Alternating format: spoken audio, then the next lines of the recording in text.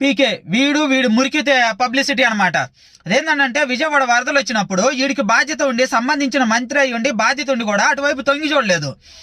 అక్కడ ఎందుకు తొంగి చూడలేదని అంటే, అది మురికివాడలో జనాలు ఉండే ప్రదేశాలు కాబట్టి అక్కడ అడ్డమైన నీళ్ళన్నీ వస్తాయి కాబట్టి, మున్సిపాలిటీ నీళ్లు, బాత్రూమ్ నీళ్లు, అన్ని నీళ్లు వస్తాయి కాబట్టి అక్కడ గినక దిగితే కాళ్ళకు దురదలు, అడ్డమైన రోగాలు వస్తాయి కాబట్టి జబ్బులు పారిన పడాల్సి వచ్చింది కాబట్టి ఈడు అలాంటి చోటకు తొంగి చూడలేదు. మళ్ళీ ఆ నెగిటివిటీని తప్పించుకోవటం ఇంకోసం ఈడు ఏం చేసిండనంటే ముష్టేసిండు. మన గొర్రెలు ఉంటాయి కదా చాలా మంది గొర్రెలు, వీళ్ళేంది ఈడు సంబంధించిన మంత్రి అయి ఉండి కూడా అక్కడ తొంగి చూడలేదు అన్న విషయాన్ని పక్కన పెట్టేసి ఇన్ని కోట్లు దానం చేసిన, అన్ని కోట్లు దానం చేసిన అని చెప్పి దాన్ని పబ్లిసిటీ చేసుకున్నారు. మీరు అనుకోవచ్చు మరి నిన్న వరదల కోసం వచ్చింది కదా అంటే, అది పొలాల్లో వచ్చిన వరదలు. పొలాల్లో వచ్చే వరదలకి జనారణ్యం మధ్య వచ్చే వరదలకి చాలా తేడా ఉంది.